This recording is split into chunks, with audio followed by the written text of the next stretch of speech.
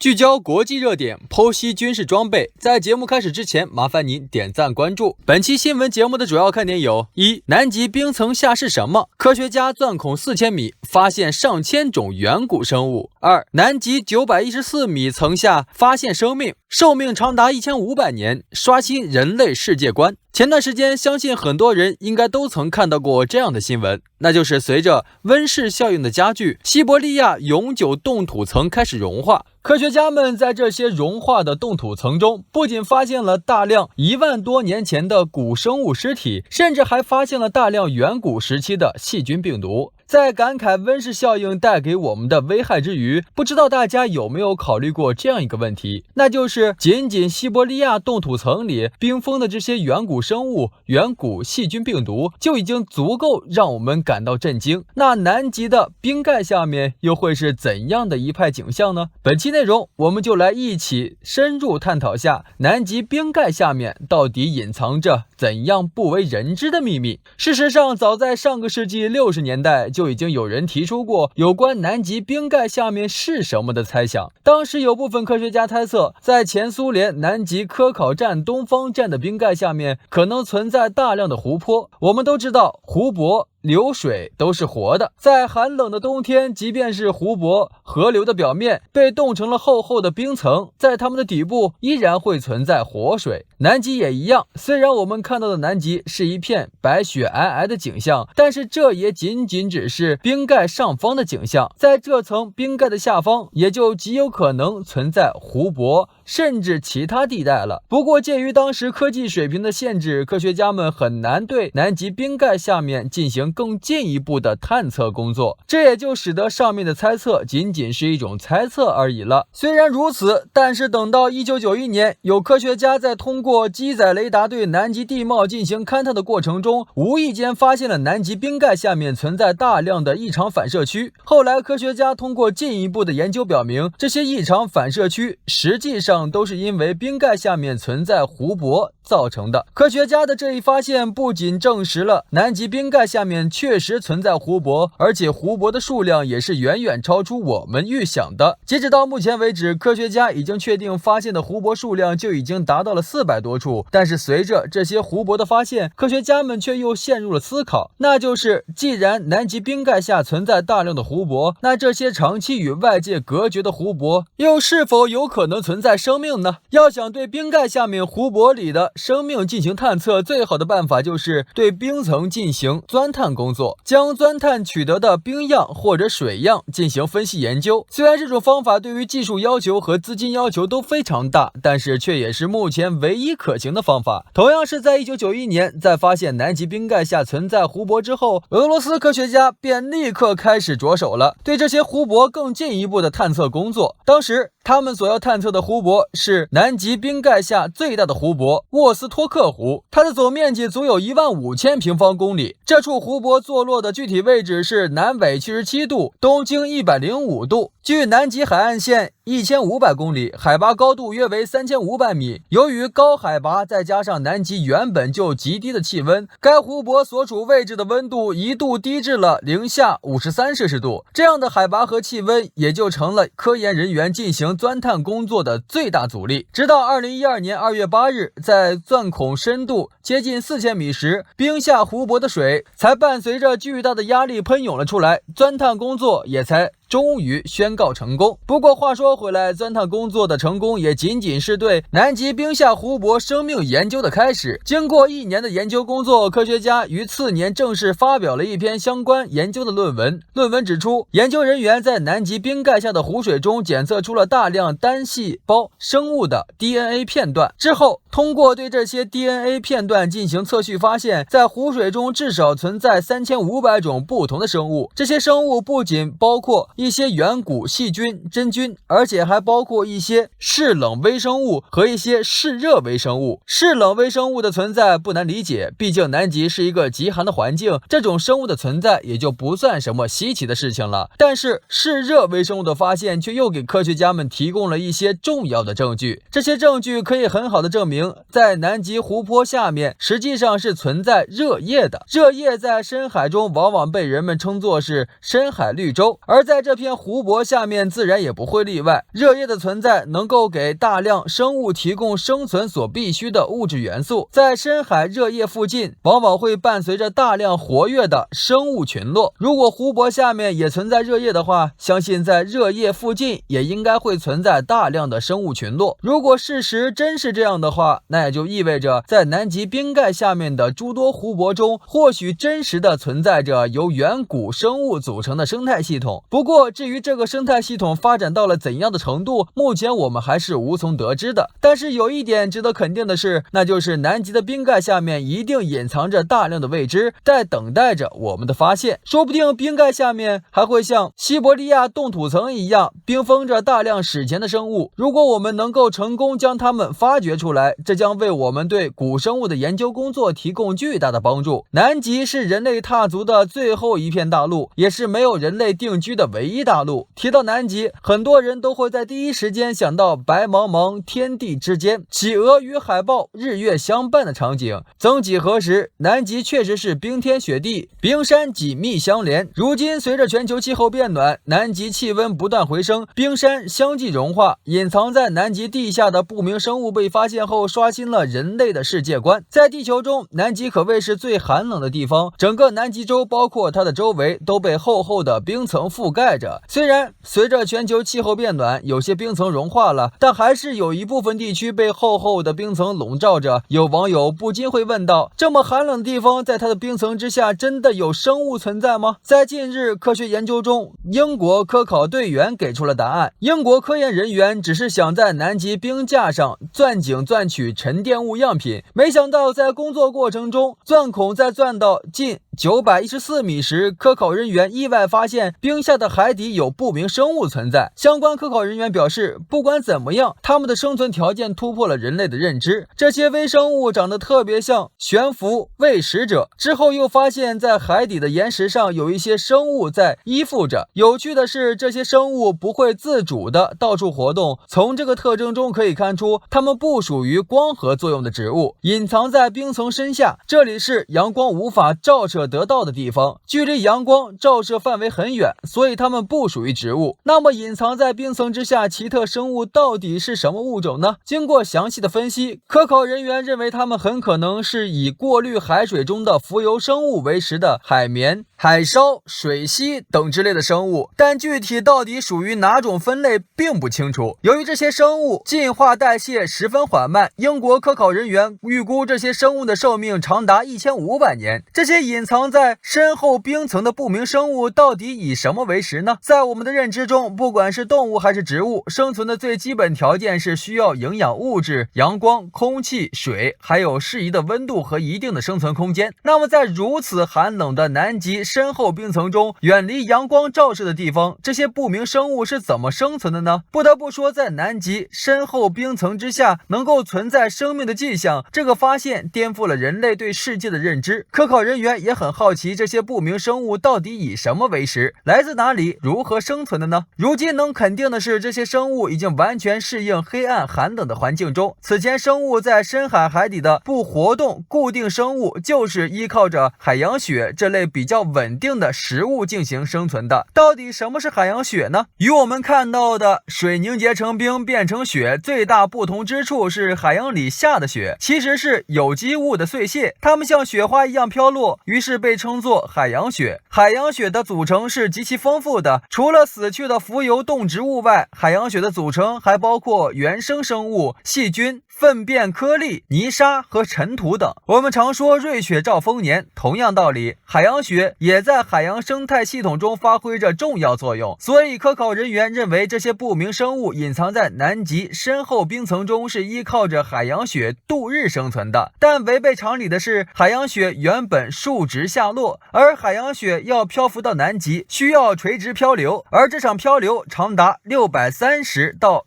1500公里。南极深厚冰层之下发现不明生物，那么宇宙中是否也存在这种生命呢？值得一提的是，英国科考人员在南极深厚冰层之下发现不明生物，启发了人类对于宇宙其他星体是否有生命的思考。比如我们常说的火星、木星、土星以及冥王星等行星，是否也存在这种生命呢？我们都知道水是生命之源，但仅仅有水是不够的，生命的演化还需要足够的时间。尤其是木星和冥王星、土卫6、海卫1这样的矮小星体，表面覆盖着厚厚的冰层，冰层之下都有很深的海洋。在这些行星之下，是否也存在这种未知的神秘生物世界、未知的生命呢？这让科学家们及其他普通民众不得不去猜测，或许在未来深入研究中能够彻底揭露真相。总体而言，南极被冰雪覆盖，看似荒凉冷酷，但在地下却隐藏着神秘生物，充满着生命的奇迹。希望在科学研究中不要去破坏原有的广袤自然，为这些神秘生物留有私密空间，尊重生命，尊重自然的同时，也是尊重人类自己。好了，今天的精彩内容就先到这里，喜欢的朋友们记得点赞，咱们下期再见。